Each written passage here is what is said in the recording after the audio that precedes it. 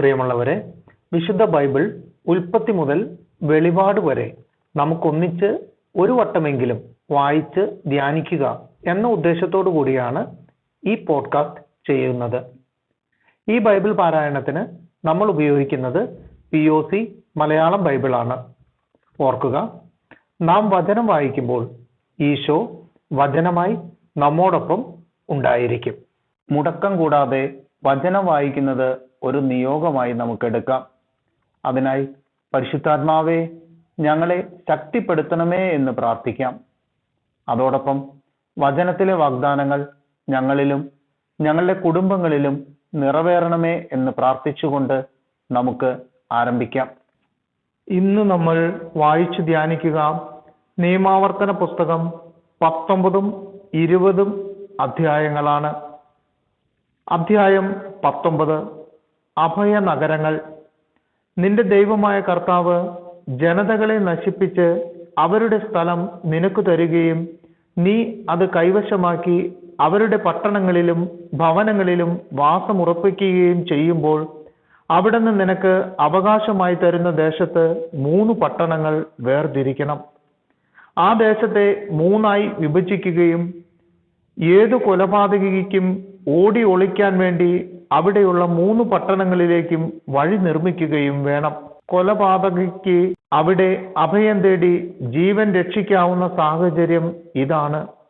പൂർവ്വവിദ്വേഷം കൂടാതെ അബദ്ധവശാൽ തൻ്റെ അയൽക്കാരനെ കൊല്ലാനിടയായാൽ, ഉദാഹരണത്തിന് അവൻ മരം മുറിക്കാനായി അയൽക്കാരനോടുകൂടെ കാട്ടിലേക്ക് പോവുകയും മരം മുറിക്കുന്നതിനിടയിൽ കോടാലി കയ്യിൽ നിന്ന് തെറിച്ച് അയൽക്കാരന്റെ മേൽ പതിക്കുകയും തന്മൂലം അവൻ മരിക്കുകയും ചെയ്താൽ അവൻ മേൽപ്പറഞ്ഞ ഏതെങ്കിലും പട്ടണത്തിൽ ഓടി ഒളിക്കട്ടെ. അഭയനഗരത്തിലേക്കുള്ള വഴി ദീർഘമാണെങ്കിൽ വധിക്കപ്പെട്ടവന്റെ രക്തത്തിന് പ്രതികാരം ചെയ്യേണ്ട ബന്ധു കോപാക്രാന്തനായി ഘാതകന്റെ പിറകെ ഓടിയെത്തുകയും പൂർവ്വവിദ്വേഷം ഇല്ലാതിരുന്നതിനാൽ മരണശിക്ഷയ്ക്ക് അർഹനല്ലെങ്കിൽ പോലും അവനെ കൊല്ലുകയും ചെയ്തേക്കാം. അതുകൊണ്ടാണ് 3 പട്ടണങ്ങൾ തിരിച്ചിടണമെന്ന് ഞാൻ കൽപ്പിക്കുന്നത്.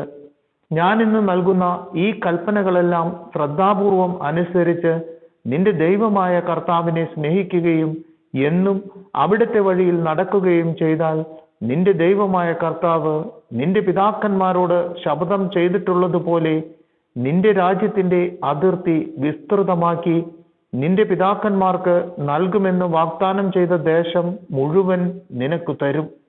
അപ്പോൾ മറ്റു 3 പട്ടണങ്ങൾ കൂടി നീ ആദ്യത്തെ 3നോട് ചേർക്കും. നിന്റെ ദൈവമായ കർത്താവ് നിനക്ക് അവകാശമായി തരുന്ന ദേശത്ത് നിർദോഷന്റെ രക്തം ഒഴുകുകയും ആ രക്തത്തിന്റെ കുറ്റം നിന്റെ മേൽ പതിക്കുകയും ചെയ്യാതിരിക്കേണ്ടതിനാണിത്. എന്നാൽ ഒരുവൻ തൻ്റെ അയൽക്കാരനെ വെറുക്കുകയും പതിയിരുന്ന് ആക്രമിക്കുകയും മാരകമായി മുറിവേൽപ്പിച്ച് കൊല്ലുകയും ചെയ്തതിനു ശേഷം ഈ പട്ടണങ്ങളിൽ ഒന്നിൽ ഓടി ഒളിച്ചാൽ അവന്റെ പട്ടണത്തിലെ ശ്രേഷ്ഠന്മാർ അവനെ ആളയച്ചു വരുത്തി രക്തത്തിന് പ്രതികാരം ചെയ്യേണ്ടവന്റെ കരങ്ങളിൽ കൊല്ലാൻ ഏൽപ്പിച്ചു കൊടുക്കണം. അവനോട് കാരുണ്യം കാണിക്കരുത്. നിഷ്കളങ്ക രക്തം ചിന്തിയ കുറ്റം ഇസ്രായേലിൽ നിന്ന് തുടച്ചു മാറ്റണം. അപ്പോൾ നിനക്ക് നന്മയുണ്ടാകും. നിന്റെ ദൈവമായ കർത്താവ് അവകാശമായി തരുന്ന ദേശത്ത് നിനക്ക് ഓഹരി ലഭിക്കുമ്പോൾ അയൽക്കാരന്റെ അതിർത്തിക്കല്ല് പൂർവികർ സ്ഥാപിച്ചെടുത്തു നിന്ന് മാറ്റരുത്. സാക്ഷികൾ. തെറ്റിന്റെയോ കുറ്റത്തിന്റെയോ സത്യാവസ്ഥ തീരുമാനിക്കാൻ ഒരു സാക്ഷി പോരാ, 2 or 3 സാക്ഷികളുടെ മൊഴി വേണം. ആരെങ്കിലും വ്യാജമായി ഒരുവനെതിരെ കുറ്റം ആരോപിക്കുകയാണെങ്കിൽ ഇരുവരും കർത്താവിന്റെ സന്നിധിയിൽ അന്നത്തെ പുരോഹിതന്മാരുടെയും ന്യായാധിപന്മാരുടെയും അടുത്തു ചെല്ലണം. ന്യായാധിപന്മാർ സൂക്ഷ്മമായ അന്വേഷണം നടത്തണം. സാക്ഷി കള്ളസാക്ഷിയാണെന്നും അവൻ തൻ്റെ സഹോദരനെതിരായി വ്യാജാരോപണം നടത്തിയെന്നും തെളിഞ്ഞാൽ അവൻ തൻ്റെ സഹോദരനോട് ചെയ്യാൻ ഉദ്ദേശിച്ചത് നീ അവനോട് ചെയ്യണം. അങ്ങനെ ആ തിന്മ നിങ്ങളുടെ ഇടയിൽ നിന്ന് നീക്കിക്കളയണം. മറ്റുള്ളവർ ഇത് കേട്ട് ഭയപ്പെട്ട് ഇത്തരം തിന്മ നിങ്ങളുടെ ഇടയിൽ മേലിൽ പ്രവർത്തിക്കാതിരിക്കട്ടെ. നീ അവനോട് കാരുണ്യം കാണിക്കരുത്. ജീവനു പകരം ജീവൻ, കണ്ണിന് കണ്ണ്, പല്ലിന് പല്ല്, കൈക്ക് കൈ, കാലിന് കാല്. അധ്യായം 20. ധീരമായി യുദ്ധം ചെയ്യുക. നീ യുദ്ധത്തിന് പുറപ്പെടുമ്പോൾ ശത്രുവിന് നിന്നേക്കാൾ കൂടുതൽ കുതിരകളും രഥങ്ങളും സൈന്യങ്ങളും ഉണ്ടെന്ന് കണ്ടാലും ഭയപ്പെടരുത്. എന്തെന്നാൽ നിന്നെ ഈജിപ്തിൽ നിന്ന് കൊണ്ടുവന്ന നിന്റെ ദൈവമായ കർത്താവ് നിന്നോട് കൂടെയുണ്ട്. യുദ്ധം തുടങ്ങാറാകുമ്പോൾ പുരോഹിതൻ മുന്നോട്ട് വന്ന് ജനത്തോട് സംസാരിക്കണം. അവൻ ഇപ്രകാരം പറയട്ടെ: ഇസ്രായേലേ, കേൾക്കുക. ശത്രുക്കൾക്കെതിരായി നിങ്ങൾ യുദ്ധത്തിനിറങ്ങുകയാണ്. ദുർബല ഹൃദയരാകരുത്.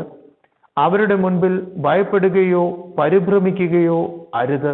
നിങ്ങളുടെ ദൈവമായ കർത്താവാണ് നിങ്ങളുടെ കൂടെ വന്ന് ശത്രുക്കൾക്കെതിരായി യുദ്ധം ചെയ്ത് വിജയം നേടിത്തരുന്നത്. അനന്തരം നായകന്മാർ ജനത്തോട് ഇപ്രകാരം പറയണം: ഭവനം പണിയിച്ചിട്ട് അതിൻ്റെ പ്രതിഷ്ഠാകർമ്മം നിർവഹിക്കാത്ത ആരാണ് ഇക്കൂട്ടത്തിലുള്ളത്? താൻ യുദ്ധത്തിൽ മരിക്കുകയും മറ്റൊരാൾ അതിൻ്റെ പ്രതിഷ്ഠാകർമ്മം നിർവഹിക്കുകയും ചെയ്യാൻ ഇടയാകാതിരിക്കേണ്ടതിന് അവൻ വീട്ടിലേക്ക് മടങ്ങിപ്പോകട്ടെ.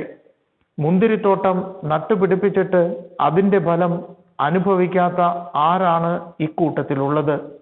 താൻ യുദ്ധത്തിൽ മരിക്കുകയും മറ്റൊരാൾ അതിൻ്റെ ഫലം അനുഭവിക്കുകയും ചെയ്യാൻ ഇടയാകാതിരിക്കേണ്ടതിന് അവൻ വീട്ടിലേക്ക് മടങ്ങിപ്പോകട്ടെ. സ്ത്രീയോട് വിവാഹ വാഗ്ദാനം നടത്തുകയും എന്നാൽ അവളെ സ്വീകരിക്കാതിരിക്കുകയും ചെയ്ത ആരാണ് ഇക്കൂട്ടത്തിലുള്ളത്? താൻ യുദ്ധത്തിൽ മരിക്കുകയും മറ്റൊരാൾ അവളെ സ്വീകരിക്കുകയും ചെയ്യാതിരിക്കേണ്ടതിന് അവൻ വീട്ടിലേക്ക് മടങ്ങിപ്പോകട്ടെ. നായകന്മാർ തുടർന്നു പറയണം: ദുർബല ഹൃദയനും ഭീരുവുമായ ആരാണ് ഇക്കൂട്ടത്തിലുള്ളത്? അവൻ്റെ സഹോദരന്മാരും അവനെ പോലെ ചഞ്ചലചിത്തരാകാതിരിക്കേണ്ടതിന് അവൻ വീട്ടിലേക്ക് മടങ്ങിപ്പോകട്ടെ. നായകന്മാർ ജനത്തോട് സംസാരിച്ചു കഴിയുമ്പോൾ ജനത്തെ നയിക്കുന്നതിനായി പടത്തലവന്മാരെ നിയമിക്കണം.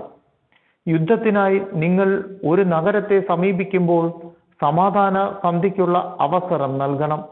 അവർ സമാധാന സന്ധിക്ക് തയ്യാറാവുകയും കവാടങ്ങൾ തുറന്നു തരികയും ചെയ്താൽ നഗരവാസികൾ അടിമകളായി നിന്നെ സേവിക്കട്ടെ.